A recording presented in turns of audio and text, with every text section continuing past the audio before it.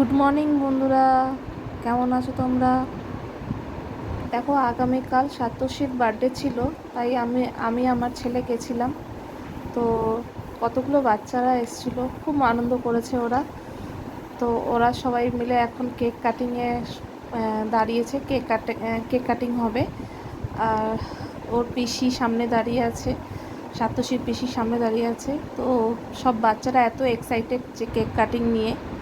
তো দেখো কি সুন্দর সাজিয়েছে সাতোশীর বাবা মা মিলে, বেলুন টেলুন দিয়ে খুব সুন্দর সাজিয়েছে।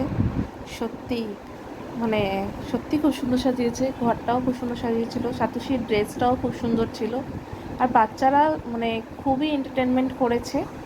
তো আমরাও বাচ্চারা এন্টারটেনমেন্ট করলে স্বাভাবিক মা বাবারাও এন্টারটেনমেন্ট করে।